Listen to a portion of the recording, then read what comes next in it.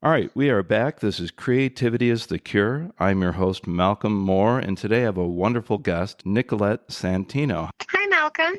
Nicolette is a puppeteer. I'm just going to give a quick overview. She's an actress and puppeteer who has been trained by the Jim Henson Company, Sesame Workshop, the Muppet Studio Workshop, and the Groundlings. Yes, that's correct. We have never met each other, but I've seen Nicolette many times at the Puppet Up show for the Jim Henson Company, which is a live improvisational show. And we have a few mutual friends, Geneviève Flati, Christian Anderson, Victor Yared, Russ Walco. And I was just talking to Geneviève today, and she tells me you are a good ukulele player. Is this true? Oh, funny. Well, I can play the ukulele. I don't know about good, but I know how to do a few songs. That's awesome. And she also says, is this true? You make mushroom sculptures? I do. So Drew Massey and I wanted to start this little business. We haven't, what's funny is we haven't picked it up as a business. We just keep making them for friends and giving them away as gifts.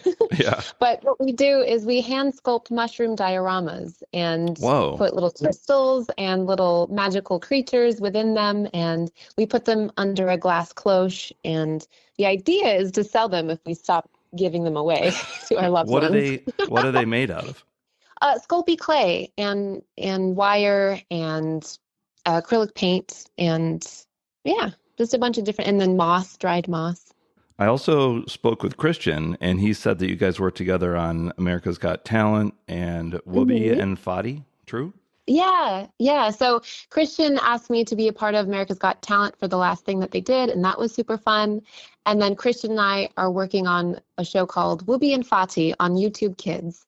And it's two blankets that interview people and do short little comedy skits and educational songs. And it's all kind of focused around emotional intelligence and dealing with big emotions and how to properly express them in healthy ways. It's really cute. That is really cool because I've been at the middle school for 2 years, but before that, for 10 years, I worked in an elementary school. And of course, we had to teach the kids during the pandemic. And I found that the kids, even now, they don't really have the same social skills as the kids before that. They had a couple of years where they couldn't be on the playground and stuff like that. And, it was difficult. I would teach like one grade at a time, like 66 kids, and they were all home. And, I think what you're doing is really important because the kids missed out on that part of their life. So that's great that you guys do that. Gosh, I can only imagine how hard it must have been being a child during the pandemic. I wish I got that kind of education when I was a kid about how to deal with anxiety, how to deal with, feelings of anger. I never did. And I don't think my generation did, or honestly, any generation did, except for this new generation. So I'm thrilled to be a part of that, about teaching emotions, because it's something, honestly, we skip over. I think you're right, because before I was a teacher, I was a behaviorist for many years. And it's only in the last, 4 or 5 years that the term social emotional learning ever came to be. And it was so important that about 3 years ago, the way I got to know a lot of these puppeteers is I made my own show called Mr. Malcolm's Music Factory. And we did 6 live shows, and it was me, Victor, Geneviève, Matt Ritchie, and Alan Heitz. And the whole show was based on social emotional learning with music. And boy, the kids were just so excited. And Geneviève and I were just talking in an episode about how it was fun that they would shout out during the show, like, look out, no, be careful. Yes. I love the interaction with children in live shows. Ugh. Yeah. And it's great too, because even when a child sees the operator of the puppeteer, they just, delete it from their mind and they just want to interact with the puppet itself. It's so interesting how they can see the puppeteer, but just not notice. And they kind of disappear. I remember the first time I met Victor, it was about 12 years ago, and he brought in a puppet for the kindergartners, and nobody was looking at Victor. They're all looking at the puppet and completely believed it. And that's when I was like, wow, this is super awesome. Yeah, it's the closest anyone can come to interacting with a cartoon character in real life. I mean, it's incredible. Yeah, and I like how at Puppet Up, you can choose what you look at, the puppeteer or the screen. Can you tell everybody a little bit about what goes on there for people that don't know? Sure. So Puppet Up Uncensored is an improv show that's performed in front of a live audience with the Henson Alternative Company. So it's Jim Henson Company. And what happens is there's a stage, and then there's 2 large screens on the stage. And the puppeteers come up on stage, and there's a camera that's filming. And there's monitors on the stage that we can look at. And whatever's portrayed on the camera is then on the giant screens behind us as performers. Right. So we play to the camera.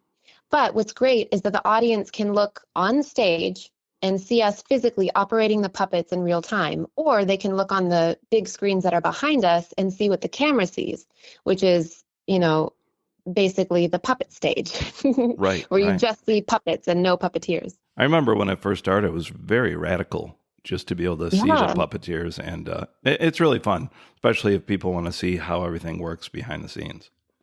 Yeah, definitely. I'll never forget my first improv show that I watched, like before I was even a part of the company at all. I just watched it as an audience member, and I was blown away. I mean, it's incredible. I really encourage anyone to go see a Puppet Up show when they can, because it's really cool. Yeah, and I saw that you did Groundlings. I only did the first level, but this, in case people want to know what it's like improvisational comedy, but with puppets, right? Yeah, it is. We get suggestions from the audience, and they yell it out, and we perform whatever they want us to perform. Yeah, it's a show that can get a little raunchy, so maybe don't bring your kids. Right. But, I've seen kids there, and they're loving it. And we try to steer it away from really, really inappropriate things. Yeah. Sometimes these things that the people yell out from the audience is like, no, we're not going to do that. But yeah. But yeah, it could get a little edgy, I would say. Yeah. Well, that's fun. I wanted to ask you about working with Coldplay now. If I understand correctly, you play a puppet character named Angel Moon, who is apparently 109 light years old. Is this correct? I forgot how old she is.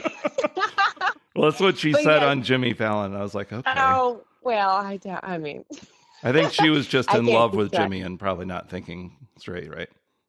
Yeah, she was enamored with that man. It was... So you guys are on a 3-year international tour? Is that still going? Yeah, so right now it's 2025, and it's been going since early 2022. Wow. And it is still going. In fact, next week I'm leaving for the U.S. tour. We're going to tour the U.S. for the first time in a long time since the first year. Yeah, so for once I won't be jet lagged. So I'm thrilled about that. But yeah. So how did you end up working with them? So my agent contacted me, and she said, hey, they're looking for, puppeteers to audition for this Angel Moon character that would travel with this band. I didn't know the band, right. But it was basically, are you willing to travel with a band performing for a year? And I was like, heck yes. And then it turned into 4 years. Wow. Yeah, I had no idea. I thought this gig was only a year long, and then it turned out to be just something that was this incredible experience that I'm so thankful for. But yeah. So everybody knows your character, Angel, is the lead singer of a puppet band called the Weirdos, correct? Yes, that's correct. You got invited to go on tour with the band, and was the video first or the tour first? The tour was first. So I got invited to go on tour with Coldplay, and it was just Angel Moon. It wasn't the Weirdos that were involved in the first year, except for sometimes. Sometimes the whole puppet band would be invited to play like 3 shows in Argentina and, 6 shows in London. Right. But for most of it, it was just me as Angel Moon performing on stage with Coldplay for 2 songs. One of which was Human Heart, which I, lip synced to a song with Chris Martin. We're singing in one microphone together. Right. Very romantic. And I was kidding. And then the second song was Beautiful, and I would lip sync to that one because it's actually Chris Martin's voice pitched up for Beautiful. So that's what I was. That was one of my next questions. Yeah. So, this is pretty obscure, but I'm a big David Bowie fan, and the voice of Angel is so similar to a voice David Bowie did on an album called Outside. You should check it out. The character's name is Baby Grace. It sounds almost exactly like it. And okay, so that's even when you guys were on Jimmy Fallon, was that his voice talking, or eventually did you do it? Exactly. That was Chris Martin's voice talking. So what happened was it was me and Drew squished under the tiniest little couch space. Yeah, I was wondering about that. Oh my goodness. I mean, we had about like 7 inches to squeeze our bodies in. But we were underneath the couch and with holes in the bottom of the couch to stick our hands through and have our puppets on top of the couch, sitting next to Chris Martin. And there was Amanda Maddock in the back of the stage, and Chris Martin had all of these pre-recorded responses. Oh my God. that Amanda would press. And I had a little earpiece in my ear where Amanda kind of gave me a small little prompt of which button she was going to press for which response, because it was all pretty much improvised. Wow. And yeah, so she would give me a quick little update about what she might press, and then she would press it, and then I would lip sync to that bit, that audio bit, that whatever she would press. So yeah, that's how that worked. And the performance was flawless. I had no idea. I thought you were doing the voice.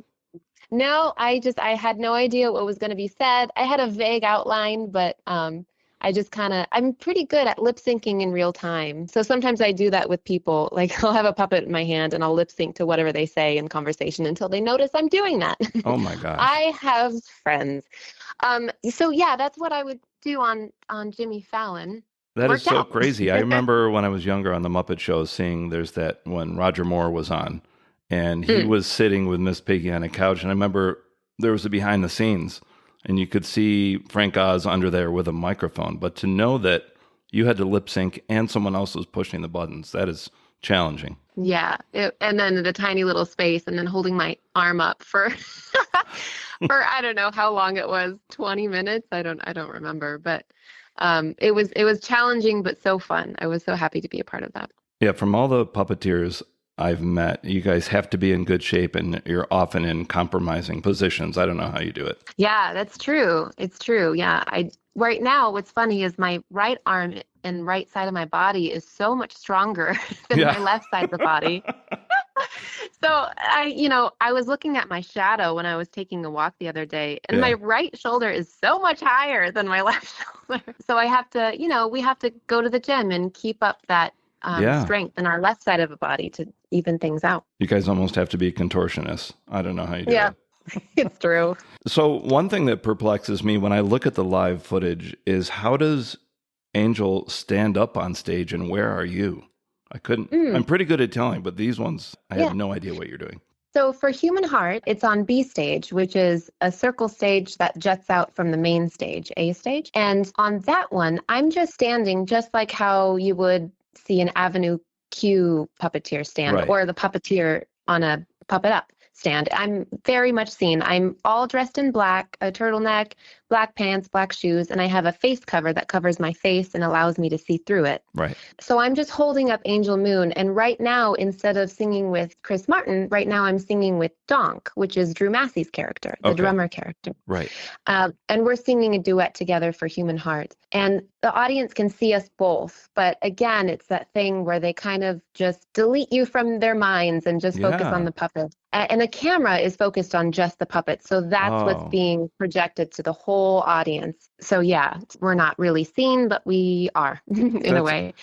Absolutely incredible. And the one that really blew me away, I think it's called River Plate Stadium in Buenos Aires, Argentina. It's like 85,000 people. Just everything about that concert, the performance, the way they filmed it, the cinematography, it's absolutely insane.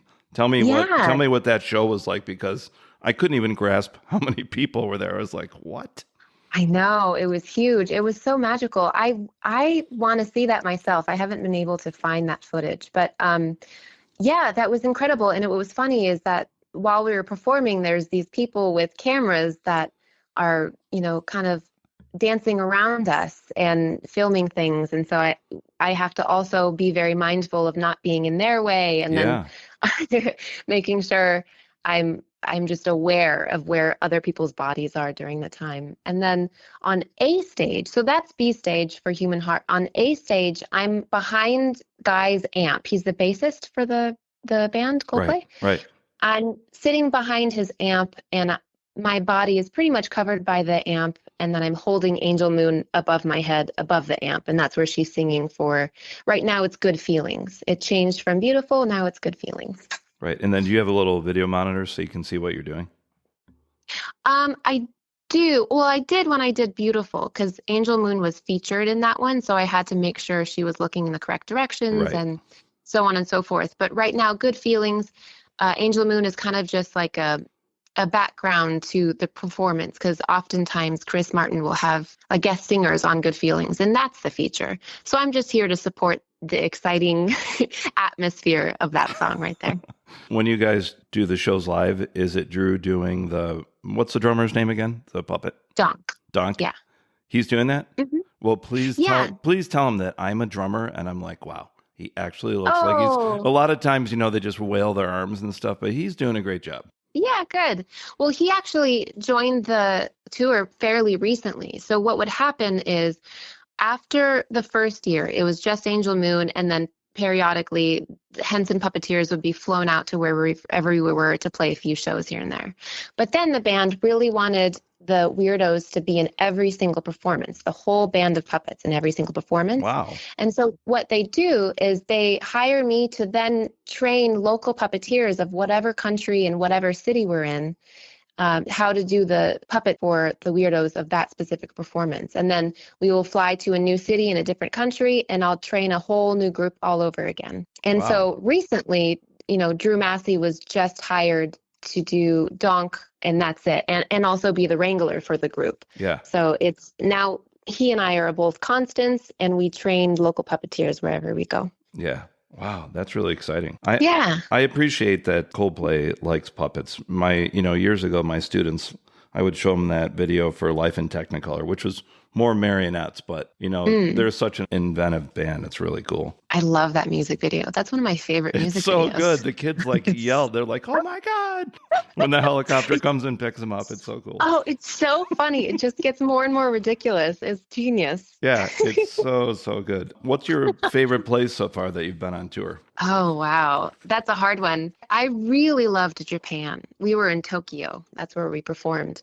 And I flew out a little bit early to kind of have a Japanese vacation. And that was really, really fun. I love Japan. And the energy of Japan was amazing. Same thing with Argentina. I want to go back to Argentina. And then I loved Paris. Paris was beautiful. That's another one where I stayed a little bit after and made it into a little vacation. It's so cool that you get to experience this with the band. And, as everybody knows, the state of the world is a little crazy right now. It must be inspiring to you to go around different countries and know that people do care and love each other despite what we see on the news. Do you find that? Yeah. Yes, I do. And sometimes I go out and I think, oh, gosh, they're not going to like me knowing that I'm an American, because that's I feel like there's that stereotype out there. Yep. And it's the exact opposite. I am just welcomed especially with the puppeteers that I'm working with, I'm welcomed with so much love and enthusiasm and excitement. And oftentimes I'll really bond with the puppeteer groups, and they'll take me out, and they'll take me out to dinner, and they'll take me to their homes, and I get to have dinner with them. And it's very magical to be accepted by so many different people from so many different walks of life in different cultures. It really warms my heart and makes me think you know what? We have more similarities between each other than differences. Absolutely agree. The last thing about this is I watched the performance on the Today Show. That was pretty crazy because they're shooting out all the streamers, and I noticed Will Champion, the drummer, trying to play with the streamers wrapped around his sticks. That must have been challenging for all of you. I was like, oh my God, what is going on? I know. Angel Moon got quite tangled. She just went with it. A lot of my puppeteer friends, including you, Geneviève, and Victor, you guys are touring with bands. Geneviève has been with HAR. Victor's been with the Ovid Brothers. And I wanted to ask you, I know a little bit because I tried to do my own puppet show for a while. I'm seeing that the trend is there's not as many puppet shows right now, but puppeteers are still busy doing different types of things, maybe more live work. What's your experience with that? Because we'll get to Barbarian and the Troll later, but there's so many shows that blow me away, but they don't stay on. And I'm frustrated because I love the show so much, like that show and the Dark Crystal, Age of Resistance. But what's your perspective? Is it just changing the opportunities you have, or is it the same? What do you think? I think there's ebbs and flows within the puppetry industry. I think right now TV shows in general and movies are kind of at a slow because of so many different things. A lot of, the expense of filming in Los Angeles, right. A lot of things are going outside of the U.S. There's also the COVID pandemic that slowed things down, the strikes that slowed things down. Yeah. And so I think that's all connected as to why there's not a lot of puppet TV shows going on right now, because I think the industry is kind of self-preserving right now. Okay. And it takes a lot to take a chance on a puppet show. Right. It takes a lot of courage, and it takes a lot of bravery, and it takes a lot of willingness and the thought of being free enough to take a chance on something that's new and different and not common, right? Right. So I think that's what's happening right now in the industry in terms of film, but I definitely expect it to, again, ebb and flow. It's just a little dip that we're experiencing right now. But that's why I'm so thankful for this opportunity to perform live, because you can't really do that in any other way. If you want a character that's non-human, right, it's going to be a puppet if you're going to perform in front of a live audience. Yeah. And so what a great opportunity to have this during this very depressed time in terms of film. Well, unpredictable, at least. Yeah. What was your first creative memory? It doesn't have to be with puppets. When was the first time when you were younger and you were like, okay, I just thought of this idea, I executed it, and I brought it into the physical realm? When did you first realize that about yourself? Oh, interesting. So what a great question. I had this recorder when I was a little girl. I was in elementary school, and it was just something with a microphone, and it recorded tapes.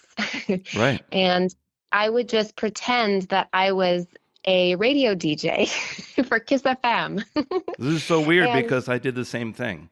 You did? I had a realistic tape player, and me and my friend down the street, we made up a radio station. So go on. Yeah. That's crazy, though. I mean, that's exactly what I did. I was my best friend, Catherine, and we would just play with it and pretend to be different pop stars being interviewed. And we would make up songs, and we would have different characters with different voices. And one of them was called Nose Hair Alamato. And then another character was called Derek Yugoslavia. Oh, my God. How old were you guys? Oh, I was in elementary school. I must have been in third grade. Those are great names. Wow. And that was when I really started to play with my creativity outside of, drawing and coloring as you do as a child. But that was when I started playing with voices and comedy and characters, and we would just make ourselves laugh, and we would do this for hours. And I think I still have those tapes. I'll have to listen to them today. Wow. Now you're inspiring me to dig through the boxes and find mine too. Yeah. And, I think you're probably like me. We didn't even want to play them for anybody else. We were just making them for fun and creating. Yeah. That's so cool. Yeah. How about your parents? Are they creative? Interesting. So my parents are creative in different ways, definitely not in performance ways, but my dad was an editor for CBS Studios, and my mom was a barber for CBS Studios. So I can imagine how each of those careers involve creativity in different ways than I've done. But I do want to mention my uncle. His name is John Evans, Okay. and he's a magician. And he really inspired me when I was a kid to perform, because that's what he would always do at birthday parties or Easter parties or what have you. Yeah. He would always gather around the kids and perform magic for us. And it was just so delightful. And I think he inspired me to become a performer. And he taught me a few magic tricks myself, and I had a magic kit, and I had, trick decks and so on and so forth. And that's kind of what got me into performing. Wow. It sounds like you grew up in a very creative environment and had a family that inspired you.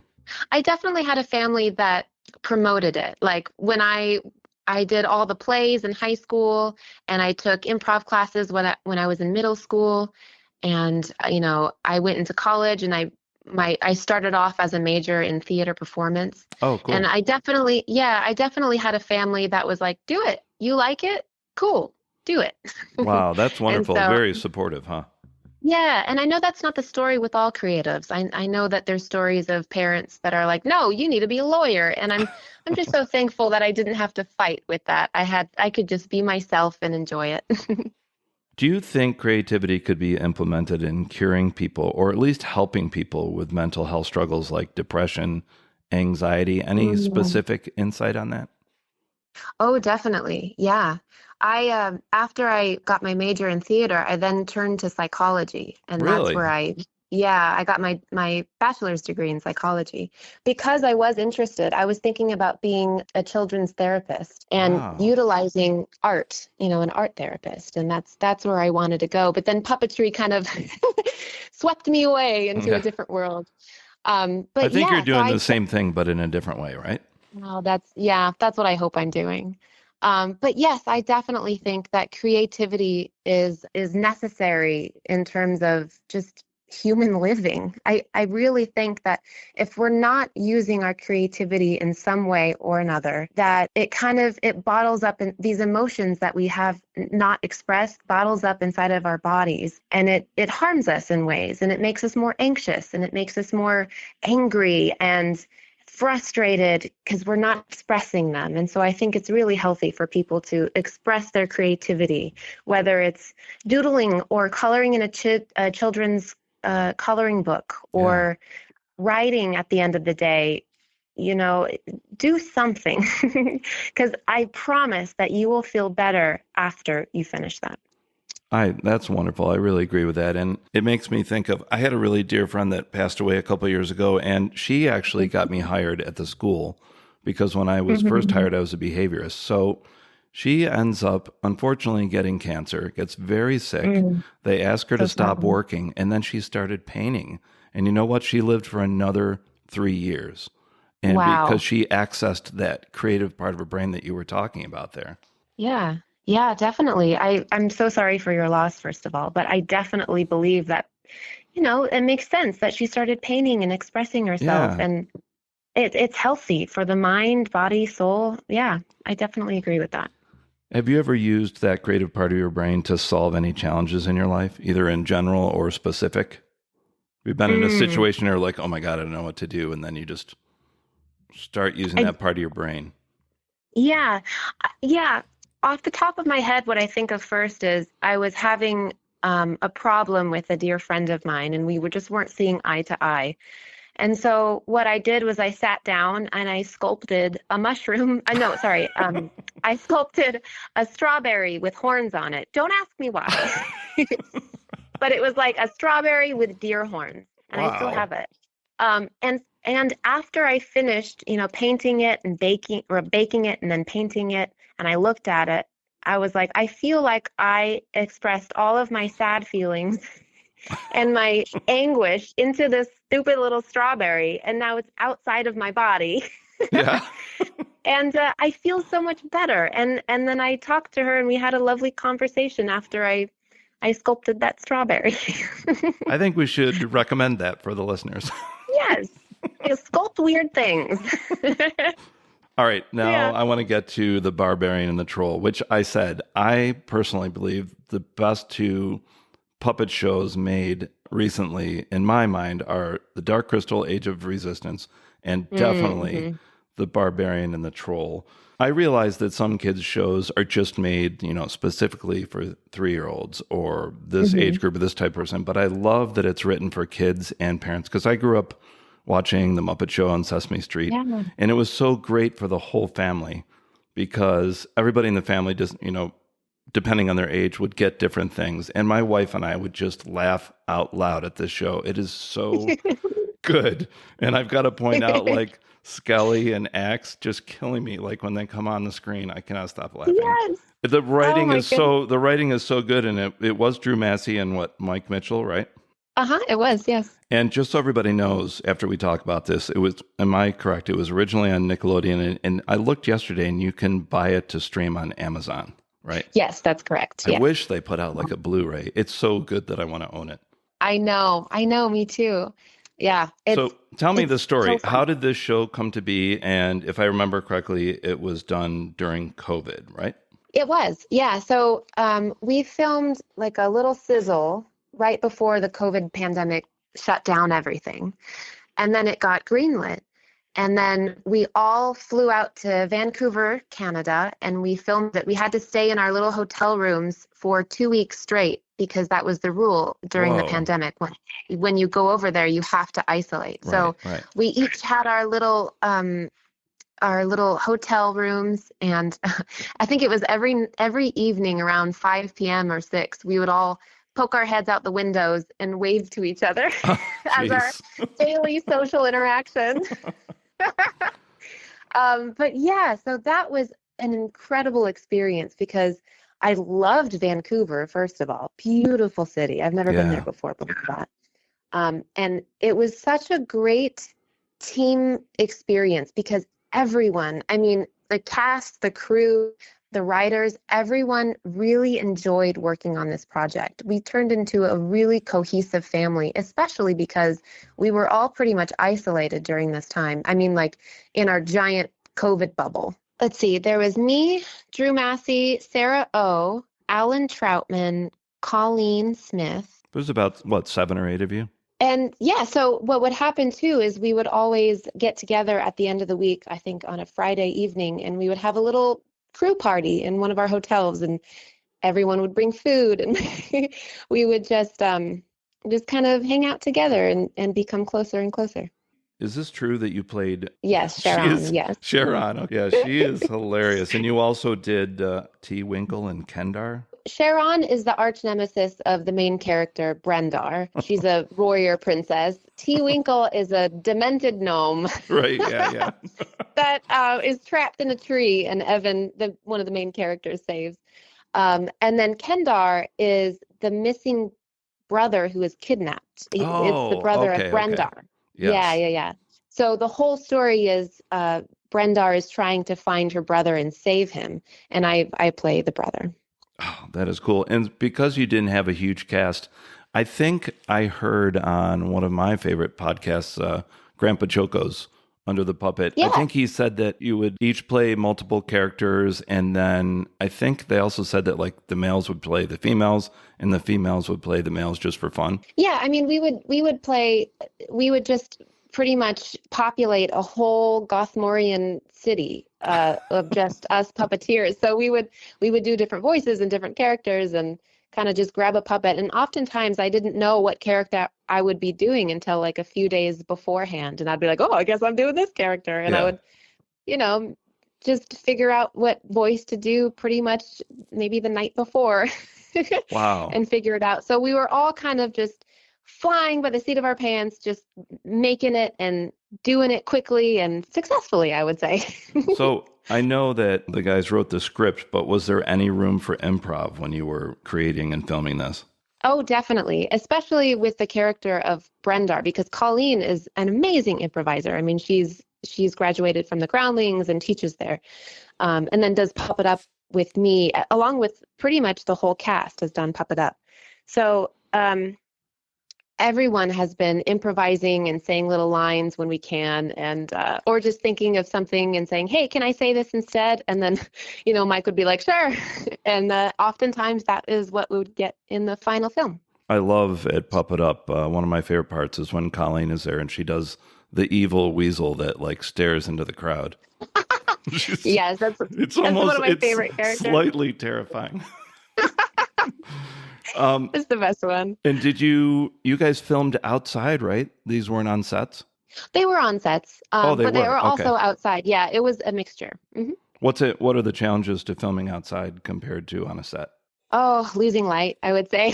Mm-hmm. That's one of the things. And then also, one time we were filming outside and there was this woman with a very angry dog who was passing by. And the dog was just barking, and she could barely hold on to this dog. And she was walking towards us, which is not what you want to happen.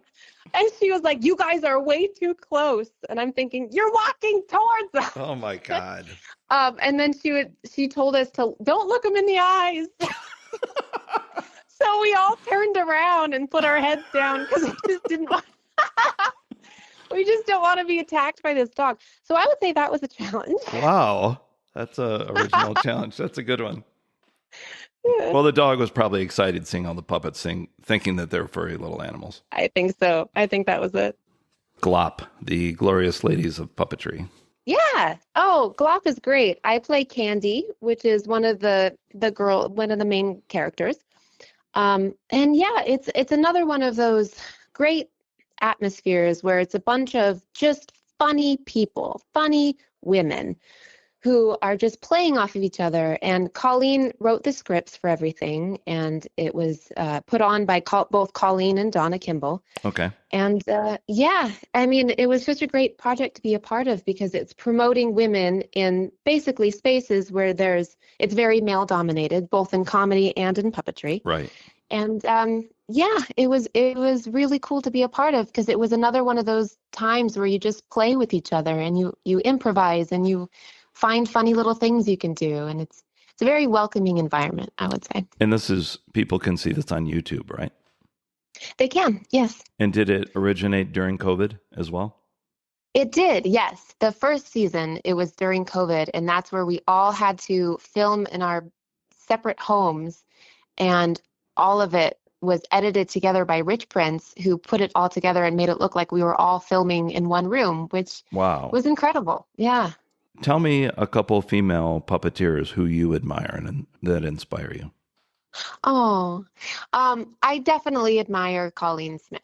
Yes. I think she's really, really funny and really, really fun to work with. And it's just very easy for her to create characters on the fly because of her Groundlings experience. And so whenever I improvise with her, I'm very comforted and I feel very taken care of on stage because I know that no matter what I say, it's always going to be supported by her performance. It's always going to be supported by her skill.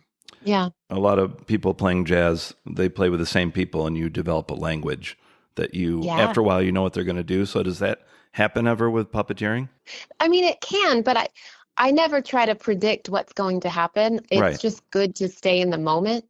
But yeah, I mean, a lot of the different puppeteers that I work with all have very flushed out characters that they often bring in improvised scenes. So whenever I hear a certain voice, I go, oh, I know what character that is. And I know how to play off of that character with this other character, you know.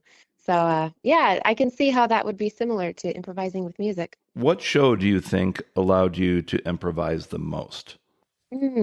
Well, aside from Puppet Up being the improv show, I would definitely say The Barbarian and the Troll. I mean, because we were surrounded by friends, we felt very, very comfortable to play with our friends. And it was very encouraged to improvise something. Like, you know, you say the line that's written and you have fun with it and you do that to the best of your ability. But if you have an idea of something that you can add, it was just a welcoming environment where you felt like, yeah, I'm going to do this real quick. Is that okay? Okay, sure. I loved that. That sounds really fun. Any puppet TV shows or films you've seen lately that you're not in that impressed you? Oh, let me think. Well, definitely The Dark Crystal. Yeah. Yeah, that was a beautiful, beautiful example of how puppetry can just elevate a whole experience. I mean, it's mind-blowing. It's mind-blowing. Yeah, I really encourage any listeners to go check out the newest version of Dark Crystal, the Netflix series, because it really transports you to a different world. Yeah. I mean, the puppetry is so beautiful and precise, and the costumes and the atmosphere and the sets. I mean, it's quite, like you said, mind-blowing. So that is one of my top puppetry TV shows that I've seen. It was hard for me to wrap my head around it at first. It's just so overflowing with ideas. And it's like a book that is very dense that, you know, I've watched it now, I think 2 times all the way through, and I caught so much more stuff the second time. Yeah. Alice Dinnean worked on that, and I was lucky enough to be invited by her to go and live with her during the filming of Really? the Dark Crystal. Yeah. So what was that like? What did you learn? Oh, so yeah, so I was babysitting her son, and we were basically, he would go off to school, and then I would go to set and I would watch the filming or practice my puppetry in a different room that we had a camera set up, and then there was like a little practice puppet I could play with. Yeah. And then, when the school time was up, I would go take a train back home and, babysit him and make him a meal and make sure he does homework and so on and so forth. But yeah, it was incredible looking at the sets in real life. I mean, it was just so cool to be a part of this world. And Victor told me that a lot of it was just big physical sets. Yeah, it's true. And they just kind of tweak it with the CGI later, right? Yeah, I mean, I saw a couple of times that they used green screen, but from what I saw, it was pretty much physical sets in real life that they interacted with.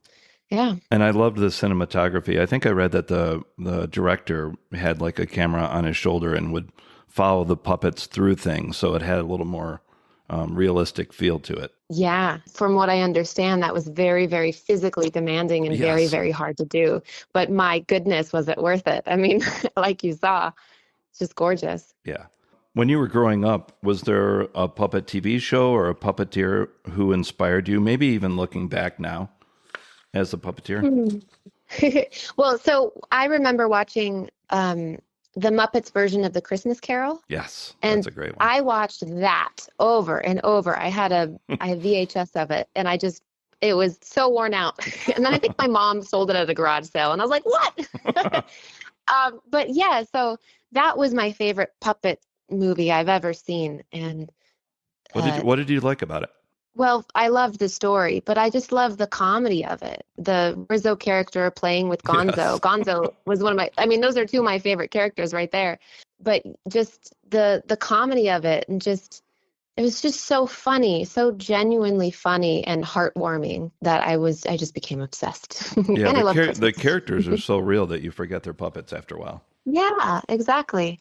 Yeah, I remember seeing those black sticks at the bottom of their hands, and I was like, what is that? And now you know all too well.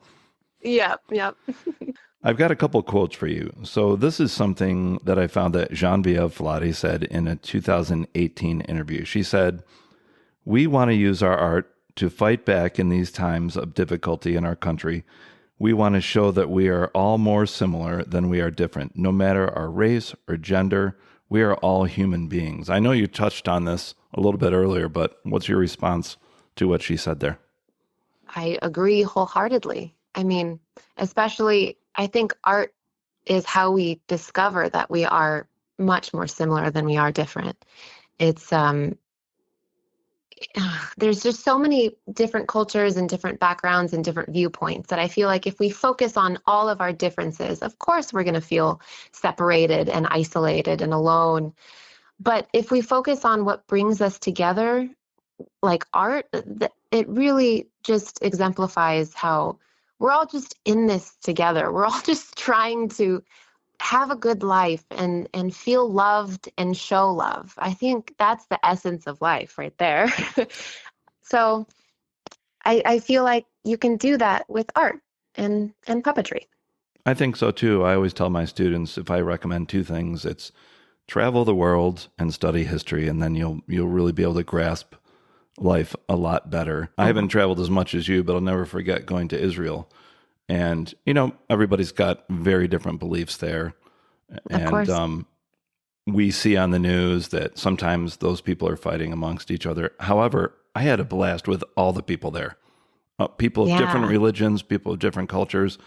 I just loved all of it and learning about different things in their lives. But just like you said, everybody, they've got a family, they've got friends, they're going through struggles like we are. Mm-hmm. And we shouldn't let these things separate us. Yeah, I agree. Brian Henson once said, "To anyone who's trying to be an artist in any medium, it's very odd and lonely and nerve-wracking and a scary process when you let anybody see what you're working on. You have to learn to listen to your instincts. Absorb other people's advice, opinions, or whatever it may be from the outside world. But at the end of the day, you have to be true to whatever it is that you're trying to say in that work. Mhm. Yes, that makes sense to me. I agree. You could ask people, what they think, but ultimately it's your story and it's your vision and it's your idea. And I think as long as you express what you want to express, I think you're golden. Yeah. Yeah, I I agree. agree. Just be true to yourself, right? Just be true to yourself. Yeah. And I mean, don't compare yourself to other people. yeah, I mean, that's the death of creativity if you're comparing yourself to other people. As long as you're doing something, I think that's a win. Whether it's good or bad, what have you, as long as you do it, I think that's incredible because oftentimes people are so scared to even start or so overwhelmed to even start that it takes a lot of bravery and courage to just do it and begin and have an end product. I mean, what an accomplishment that is. And then sure, once you accomplish it, just you can ask opinions and alter it as much as you want. But I think, just the fact that anyone did anything creative wise is incredible. Yeah, it goes back to when we're making cassette tapes when we were younger. We didn't have an audience. Yeah. We were just like, this is so fun. I'm going to do this. And you're not even thinking about it. And, I meet a lot of people that are just as talented as somebody that has financial gain or fame or this or that. Yeah. But I think it's inherent as humans. I think we have to do it. And we have to remember, no matter how much success we have, that's why we're doing it. Yeah. Yeah, exactly. And I think I'm very much a perfectionist. And in my own life, definitely that has stopped me from creating things. And I'm trying to still overcome that, just trying to do it for myself rather than to have it be perfect so other people will enjoy it and share it and so on and so forth.